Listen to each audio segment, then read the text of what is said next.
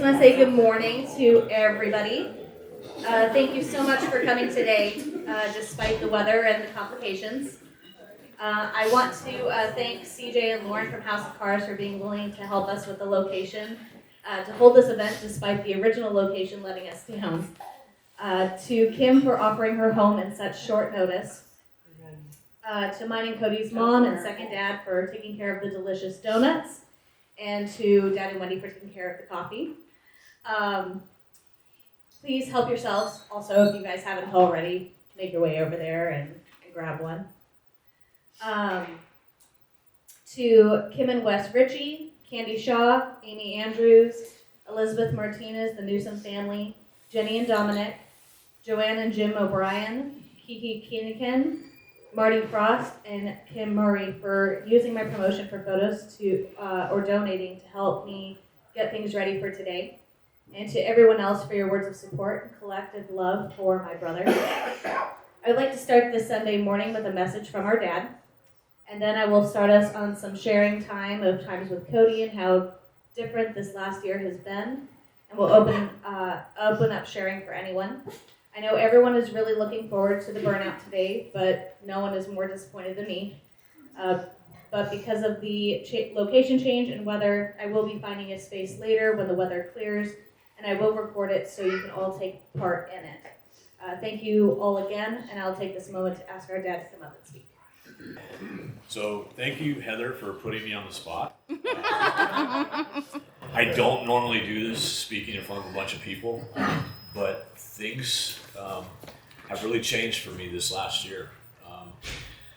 We all started out with a huge tragedy this year, and I've seen that tragedy turn from sadness and grief, those overwhelming feelings of disbelief and loss. It turned into a season that I could have never imagined.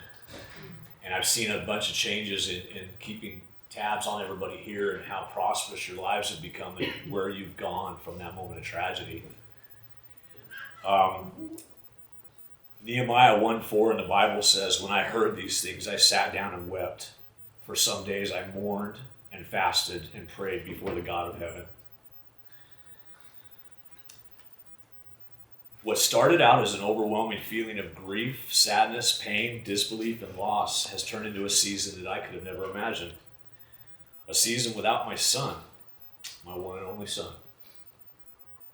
But I had an anchor, one that I spent the 4 previous years focusing on, more than I ever previously in life, and that anchor is Christ.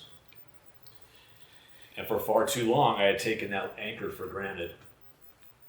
You see, God knew this season before I ever did, because God's omnipresent, the beginning and the end. My time growing in Him the previous 4 years was getting me ready for this season, a season that would not only grow me further, but it would grow those around me and glorify God. When things like this happen, we can either be propelled forward or we can sink into a corner somewhere and remain up curled in sadness. Nehemiah was one example of this in the Bible. He was propelled forward into action when he heard of his hometown being destroyed. He felt that sadness, that grief, that it broke his heart.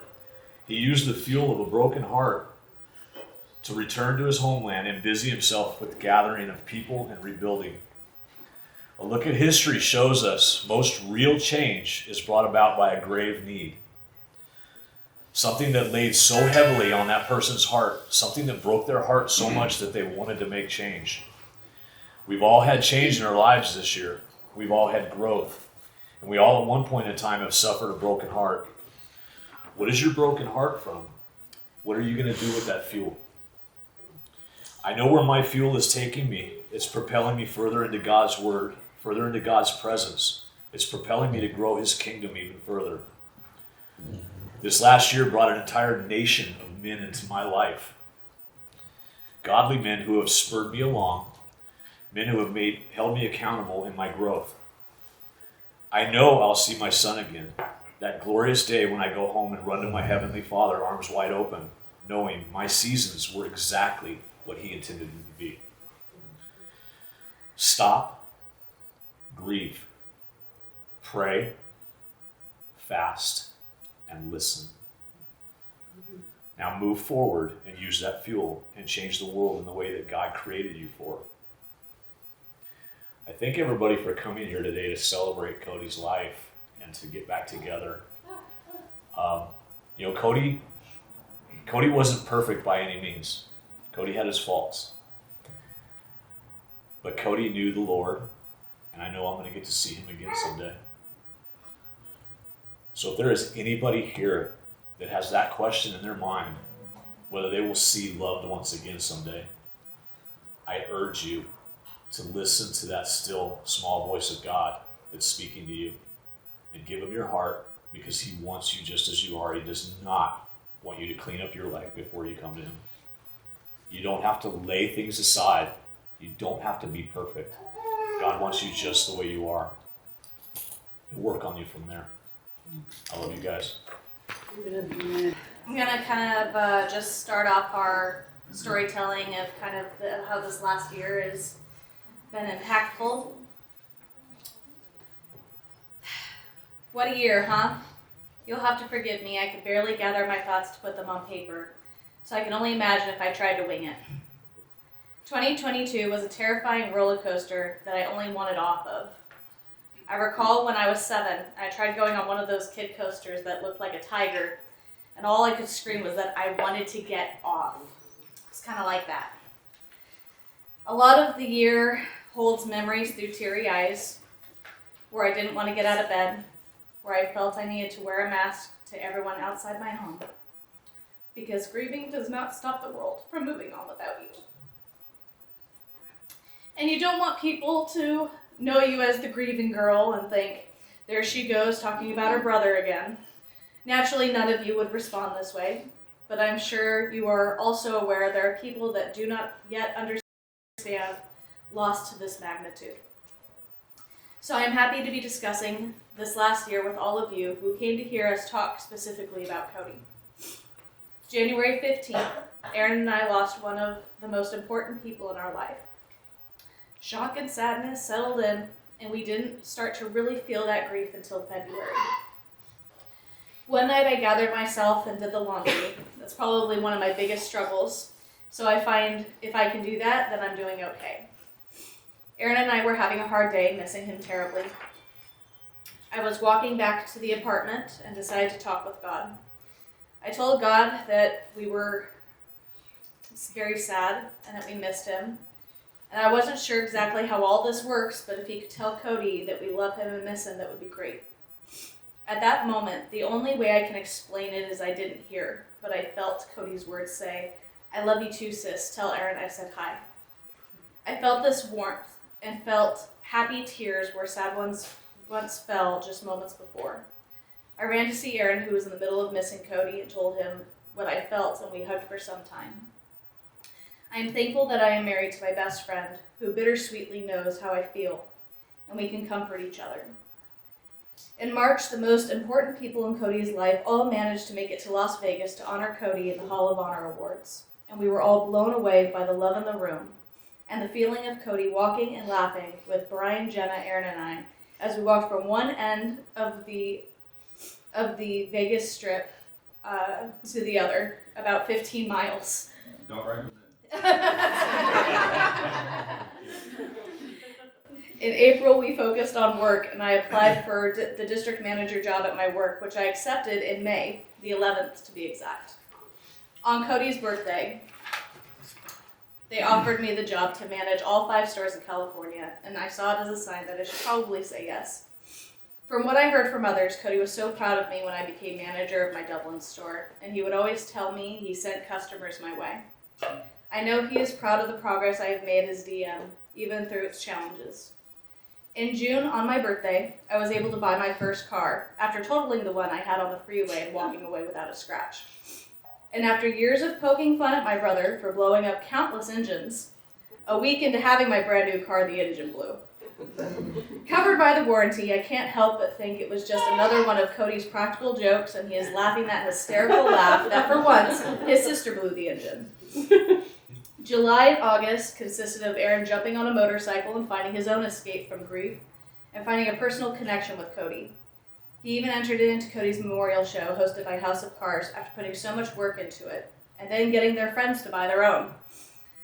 September, I went to Minnesota for a business trip and took advantage of my last day, walked from Minneapolis to St. Paul, exploring a whole new place that was so quiet, so peaceful. I took that time I had to breathe and talk to God and my brother. A couple weeks later, Aaron and I enjoyed more of God's beauty and peace in Alaska, where God revealed this was our next big adventure. Whenever we discussed leaving California, we would always say that Cody doesn't have a choice, that he would be going with us. While we cannot bring him physically, we know he will be with us in spirit. October, we had to jump right back into grieving process by going through Cody's things.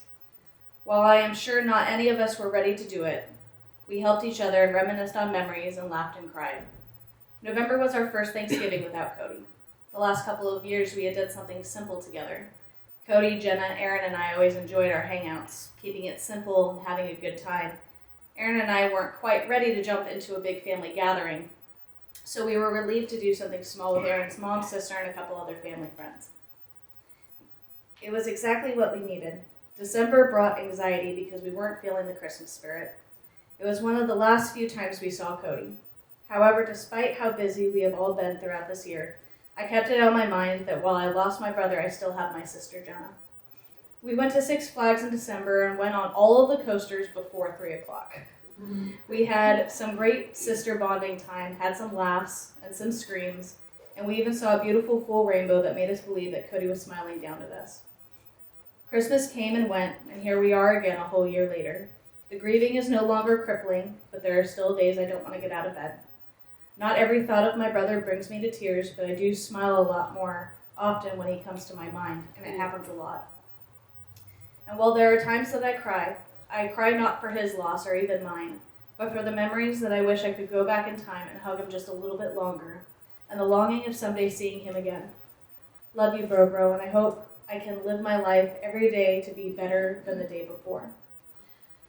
These keychains, which are in a blue bin right up front where Cody's pictures are and his ashes are.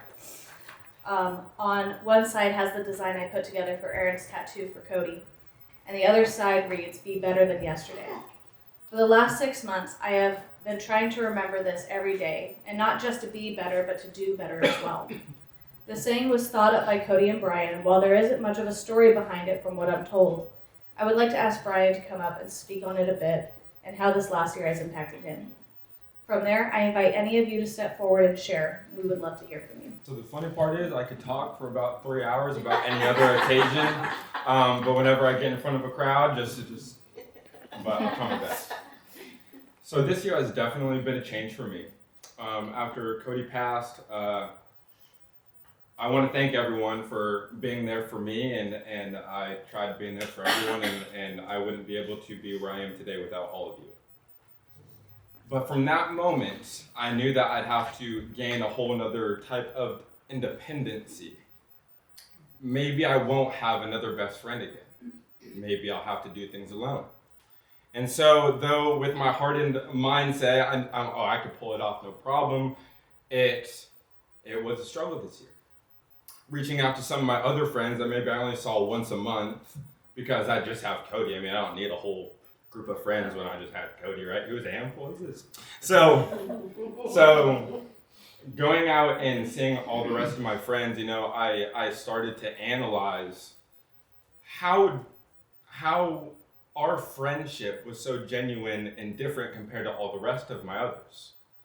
I couldn't become nearly as close to any of the other people involved in my life as I was with Cody. And that brought just a rare, or I soon realized that not a lot of people even have this type of best friend that I had for those years, and that's where I know that I'm extremely blessed. So right after the funeral, I went into work mode, because that's when we figured out that, once we went to Vegas, that was a great time, besides all the walking.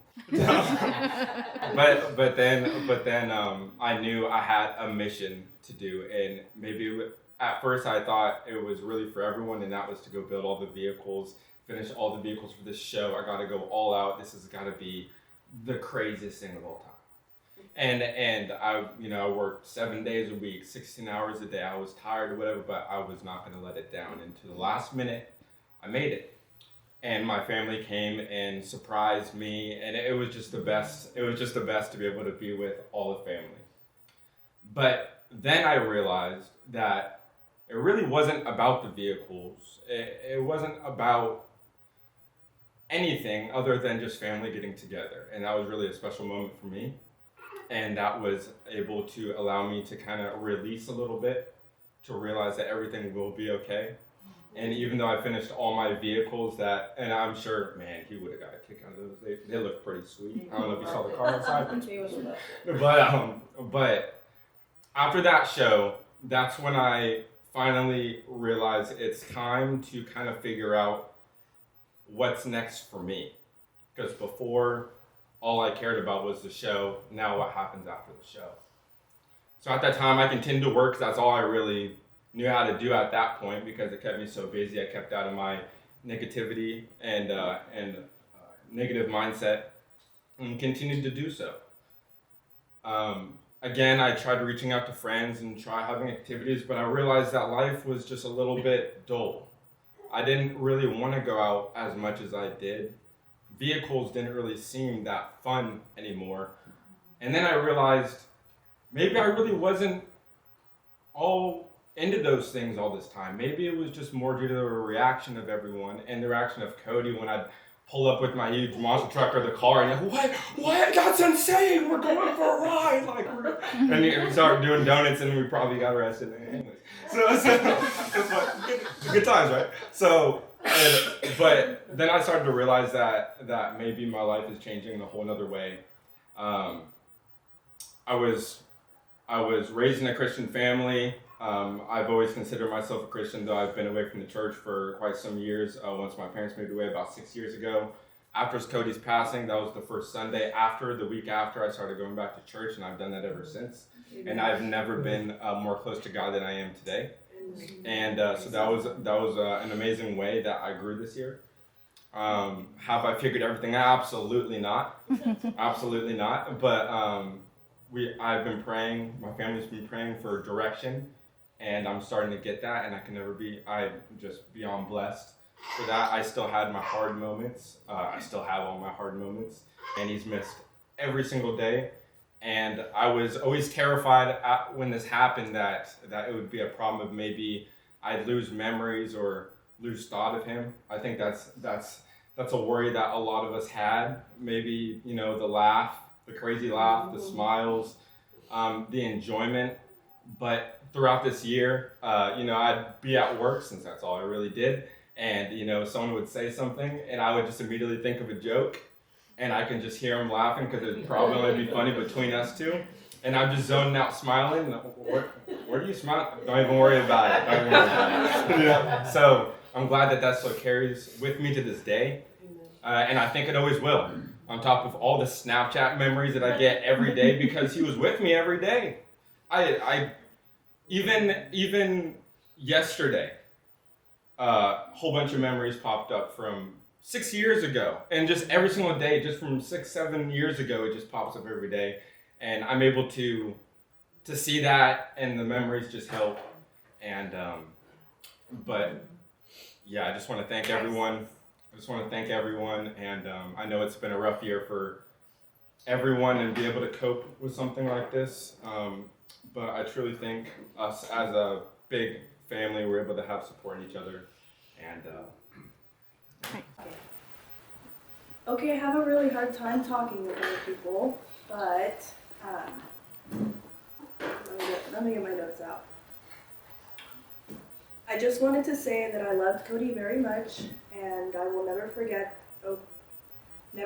the things that he taught me over the 5 years that we were together.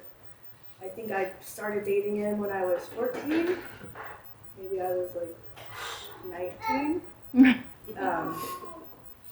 But he taught me a lot. We grew a lot together.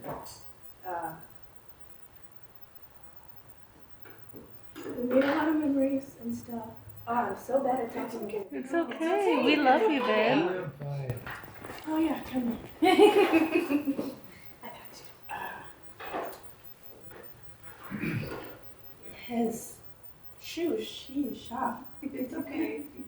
all of you have become a big part or mean a lot to me, and I wouldn't.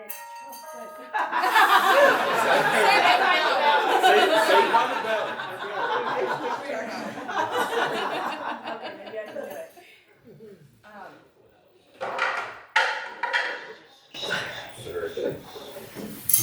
Okay. See.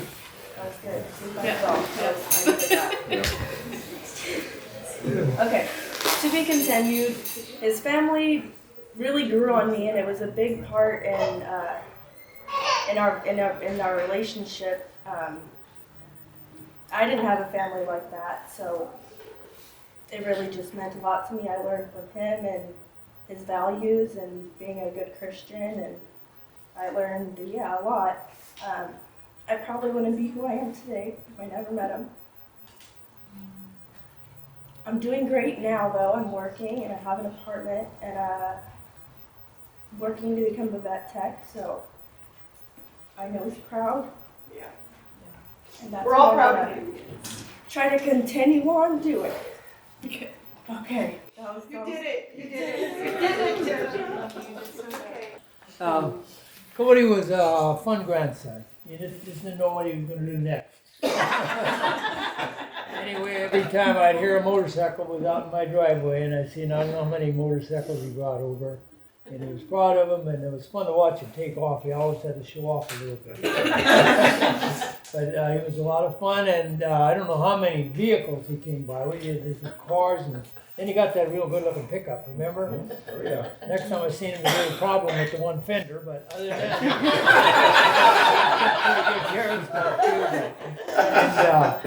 he used to come over quite often. He was quite a grandson, and we had a lot of good visits together. And his last one was one of my favorites. I mentioned this at his memorial.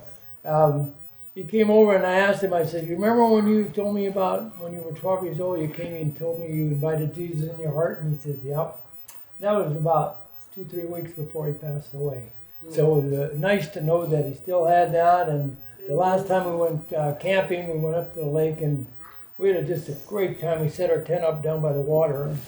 And we just slept that night. We didn't sleep. We just with our heads sticking out of the tent so we could look at the stars. And he just appreciated so many things like that. So he was fun, especially the last 3 years of his life. I think it was probably a lot to do with the people he worked with. Thank you very much. He just matured and just wonderful to be around. I was glad that he ended up with that type of life, and I'm sure Jesus probably visited him with open arms when he came up with it. So, thank you very much for coming and doing this for him. I'm sure appreciate it, Pam. Thank you, guys. I'm going to see if I can talk loud enough. My name's Kim. Those of you that know me, don't know me, Cody, I feel like was a son from another mother. Yeah. I'm going to kind of go in a couple different tangents and things that have been on my mind. I've lost 4 people in the last year. 2 of them I was there when they passed away. One was a 3-month COVID pneumonia crap shit show. Sorry, that's how I feel. My best friend lived here and he passed away in August 28th, and then Cody passed away several months later, and then the rest happened after that.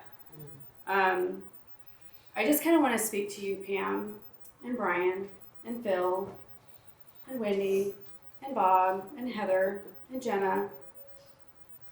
Some of the things I'm hearing today, I just kind of want to let you know, from my perspective, you guys are doing better than I am.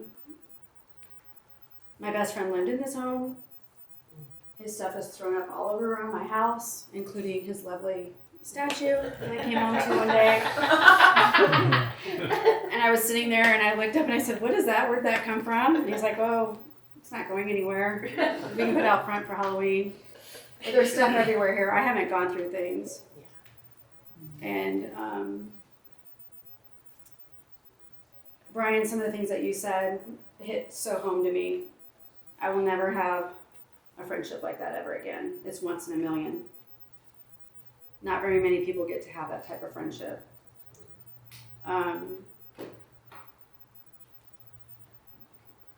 I just want to tell you that I know that you guys I'm just amazed at where you're at today. I'm not there. I went to church on Christmas Eve for the first time. And 10 minutes into it, all I could think about was the celebration of life that had happened there in front of my face. I can do it online. I just can't go. So I just want to let you know, grief is a lifetime journey. It will be with us to the day that we meet our Maker. And there's going to be hard days and there's going to be easier days. And Cody meant so much to me and my family.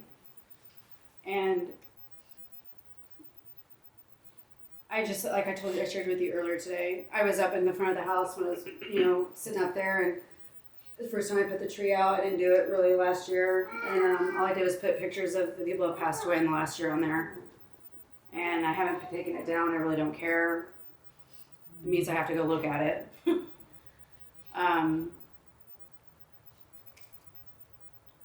One of the things I think I don't know if everybody here was at Cody's Celebration Live, but something that, I guess I kind of just went off on a tangent, but this morning when I was up there, all I could think of is these two people that I know, Cody and my best friend. They should be here. I just don't understand it. I don't get it. I don't need to. And I've kind of come to the conclusion that I have to be okay with not knowing the answers. I have had a lot of different things happen in the last year that have been bad, and I've had some good things. So I know that God is protecting my family and helping my son get through this. It's been very difficult on him because he was close to both of them. But at the Celebration Life, one of the things I was thinking about this morning is I walked out front, checked my stupid bin out there, thought maybe I might have something from Amazon, which I didn't. Last time I saw Cody was right in front of my house. When you go down that little pathway from the sidewalk, the little pathway to my front door, he was standing there talking to me for about 10-15 minutes. He came in my home for a little bit. He actually showed up about 2 days after my best friend passed away. And I literally was like irritated with everybody. I didn't want anybody around here. I was done. And when I came to the door, I kind of had the attitude of, what are you doing here? Like I did with everybody. Because my first thought was, he doesn't know what happened. So what are you doing here? Well, my son had called him and told him. And he showed up here and announced. We talked for a while. And the last thing that I walked him out the house when he was leaving. And he was standing there messing around with that garden flag that says something, it says God on it. I don't remember what it said, maybe God Bless America or something. He was messing around with it, just kind of standing there looking at it. Really wasn't looking up at me, just kind of, him, couldn't stand still. Yeah. Yeah. And somewhere in the conversation I was very miserable, is all I could say. And I said, I don't know what else to say to you. I go, there's nothing else in life that matters to me at this point. The only thing that matters to me is everybody I love and my friends and my family we're all going to be in heaven someday.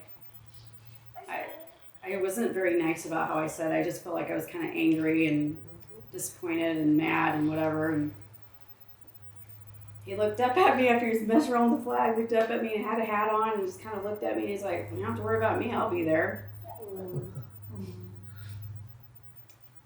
So means the world to me that I heard those words. It was the last time I saw him. So I hope that each and every one of you has a relationship with Christ. And if you're questioning it, you feel sad, you hear that voice, reach out to somebody or even just take some quiet time, make that decision. It's the best thing you'll ever do. It's the thing that keeps me going, knowing that each of the people have passed away, that I have the opportunity to see them for the rest of my life sometime. So we miss Cody. I didn't know Cody for a very long time, couple years, but I can just say that the impression he left with me and with all of us is that he was number one, that he did have a relationship with God for sure. Once I got over the initial shock of the relationship, and I'm not gonna lie, I made it rough on him. And I really regret it. To this day, I really regret it. I'm so hard on him, but look at the last message, because we would tease each other a couple times once we started being friends, we would send joking messages, but before that, I was thinking back, and there was a really harsh message that I sent to him, and he had told me, I wish you would just give me a chance, because I really love your daughter, and I said, you know what, there's not a chance in hell I'm going to give you a chance, and I was really rough. I was like, I know, and I believe you're a good guy and everything. I just said, you gotta understand where I'm coming from. So I wasn't too bad, but I was bad. When you look back and knowing what we know now, I have so much regrets about that, because he was worth a chance. He was such a good guy, and he was for sure raised so well. And what you guys have put into him is shown in every way. And to the point where, we can joke about it, but it was true that I really felt my plans had been wrong, because I had plans for that boy. I was, eager for the next step. I was invested in that boy, like he said, invested, and he was invested in everybody. And I just remember it was, anything you needed, he would volunteer for. I think it was Christmas Day, and he was just trying to make his courtesy walk through it, and next thing you know, I had him with a screwdriver, taking something apart, installing something. He would never say no. He was just so well raised, and he really just was such a good man. And I just want to thank you, both of you, for all that you guys put into that. All of you put into that boy. He was a beautiful boy, and I won't forget him. Thank you. Thank you. Yeah. His car's from a mile away. It was always some sort of car out or Brody, which is still in front of my house today, and I look at it and it reminds me of him. Him and Jenna would show up for 4th of July. And one thing I always got from Cody, and I told Jenna this, is you now know what unconditional love is, because Cody didn't know any other way to love. Yeah, Amen. that's When very he hugged you, you knew you were loved. When he smiled, you knew it was genuine. He was an unconditional guy, all or nothing. And I am so blessed and so grateful to have known him, and to have my boys have known him. And I know that Aaron and him were tight as tight could be, and Aaron loved him more than anything. So for me, I look at those burnouts and I smile. Because I know he's doing burnouts in heaven. For sure. Yep.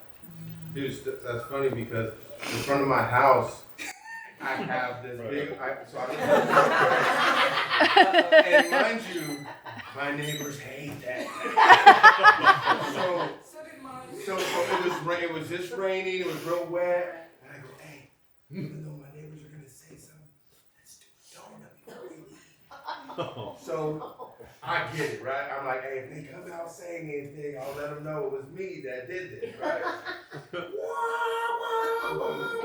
They all, he's my buddy, my neighbor or whatever. He comes up, what's going on? I said, it's just Cody, man. I'm telling you.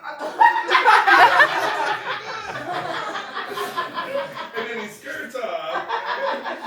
So I got that big old donut in front of my house. Hands, all that. His mark. Left his mark. Because he's getting too close to my car. Never lost it. Never lost it. Oh, he's the only one that made my butt go like this. Sorry about that, guys. But it tightened up so quick. He always came out with a big smile. Oh, he loved it. Yes.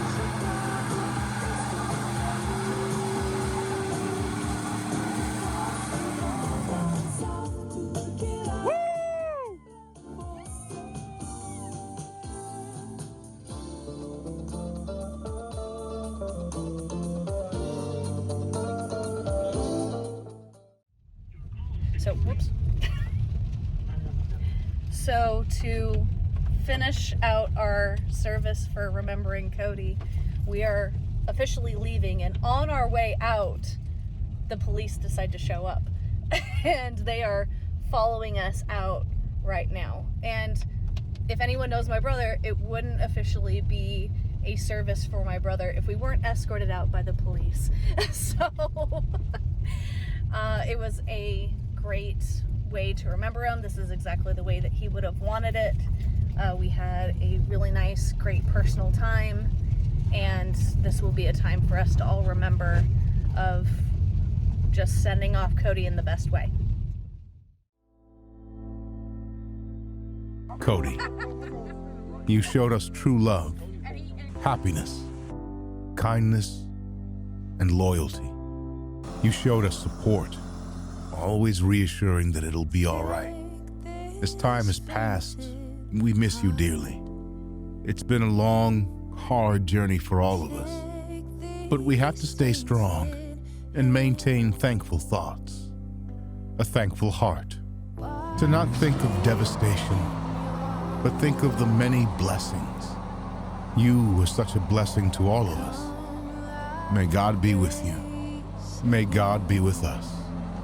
You will never be forgotten.